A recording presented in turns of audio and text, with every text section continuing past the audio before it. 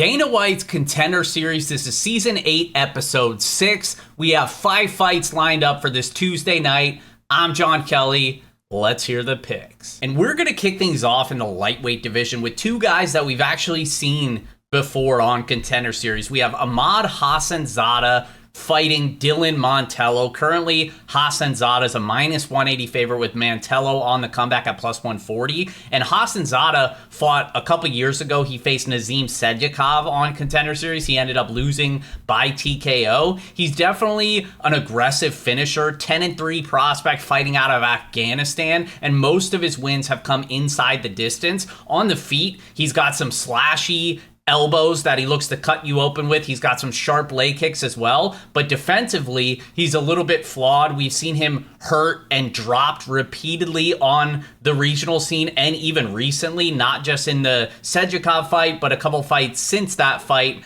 as well. So it's definitely a concern. I don't fully trust the durability, but he's definitely very aggressive. You know, I mentioned the finishing potential. He's actually got some underrated slick submission grappling. He will give up takedowns, but he's pretty good about not accepting position, trying to do damage off his back or look for potential submission angles. And I think that's where he'll have a clear advantage here over Dylan Mantello, who honestly, I've never been a huge fan of. He fought on Contender Series as well. Did not do great. He got submitted in the first round by Krzyzewski, and he's just somebody that honestly I don't think is very good. He's got a very plodding style. He's lanky for the division, but he doesn't know how to use his reach very well. He doesn't manage distance well, and he's a complete punching bag on the feet. Like, he's just very slow, very plodding is really the best way to put it. Now, he can land takedowns, but he can also give up takedowns just as easily. So he's somebody that honestly, I don't trust his defensive grappling. I think his striking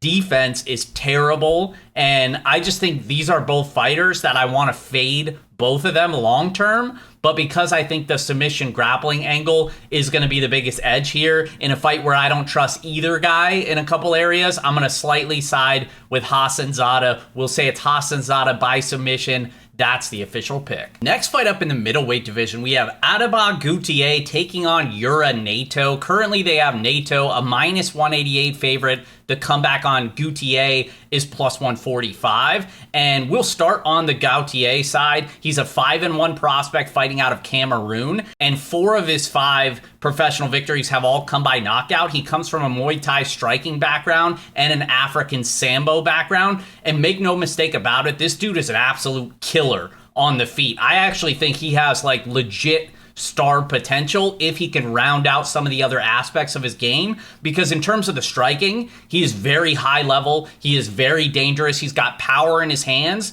but he regularly follows those combinations with booming head kicks that he's been able to put a couple opponents out with. His striking is very good, make no mistake about it. Now, in terms of the rest of his game, that's where I have a little bit of concerns. We don't fully know what the defensive grappling looks like here. We don't fully know what the cardio looks like. I think it's actually pretty solid based on what we've seen, but it's yet to be determined, especially at this level, because he's only fought in basically tomato cans on the regional scene, and he's run through most of them. Now, he is only a white belt in Brazilian Jiu-Jitsu, so he's definitely working on that, but in terms of the stand-up, he's got a massive striking advantage here over Naito, who comes from a high-level wrestling background. He actually wrestled for the Japanese national wrestling team. He's a 6-0 undefeated prospect and the Pancrase middleweight champion. And that's clearly what he's going to look to do here is he needs to get the fight to the ground early and often. He's got very slick entries on his takedown, and his wrestling's very good. But on the feet,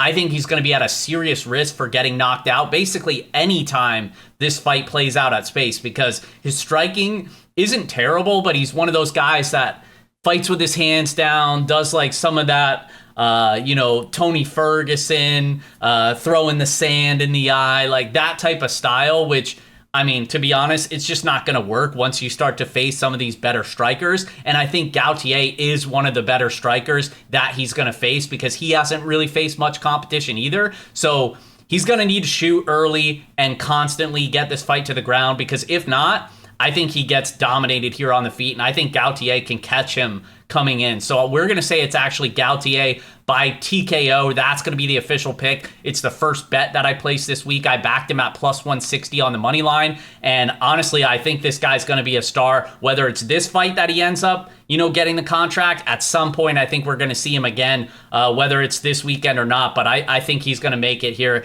and get the knockout victory and get his hand raised. Gautier by TKO. That's the official pick, and he's going to keep things rolling in the DGen parlay. Next fight up in the welterweight division, we have Joey Hart, currently a minus 130 favorite. The comeback on Benjamin Button is minus 105, and we'll start on the Joey Hart side. This guy is a 7-0 prospect fighting out of Minnesota. 6 of his 7 professional wins have come by knockout, and that's what he brings to the table. This guy is primarily a striker, and he's got good boxing, power in his hands. He's very long for the division. He's got a solid jab, so he can fight behind his jab and use that length to his advantage. Where I have some concerns is the level of competition has been very low, and he also just seems to not have much else to his game. Like, outside of his pure boxing, I don't trust his defensive grappling, and honestly, he looks like he could have some cardio issues as well. Not that he's like completely death gassing, but he's only fought to the distance one time, and even in some of the other fights,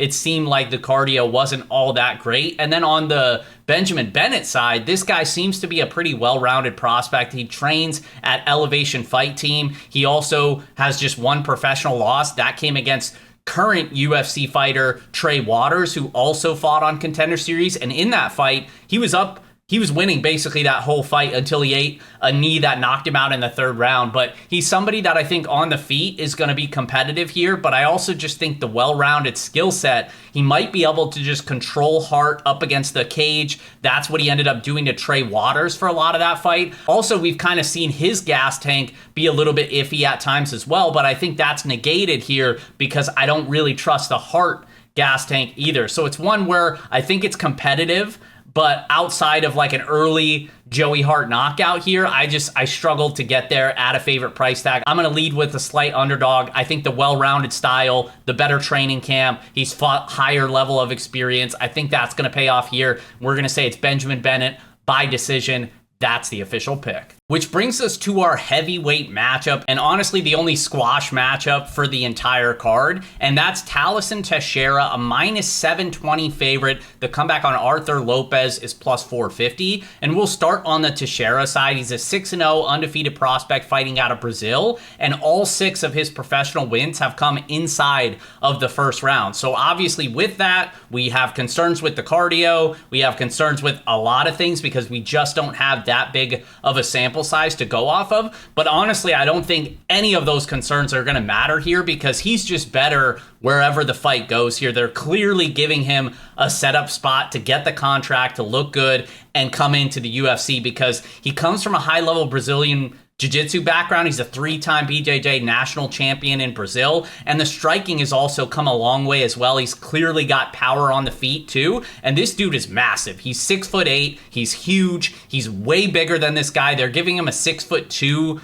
striker who also fights out of Brazil, and I say that because I don't even think his striking is very good, and all of his wins have also come inside the first round, and neither of these guys have really faced anybody in terms of the level of competition, which we see quite a bit on the Contender Series. But I just don't see a path to victory here for Arthur Lopes. I think Teixeira is going to win this fight on the feet, and I think more importantly, he has a massive advantage with the submission grappling. So if he takes the fight to the ground, I suspect it's going to be pretty quick work. We'll say it's Teixeira by submission. That's the official pick. Which brings us to our main event in the bantamweight division as Aaron Tao takes on Elijah Smith. And currently they have Smith a minus 200 favor with the comeback on Tao at plus 154. And we'll start on the Tao side. He's an 8-0 undefeated prospect fighting out of New Zealand. He trains with Dan Hooker, Navajo Sterling, who we saw get the contract on last week of Contender Series, and all the rest of those city kickboxing guys.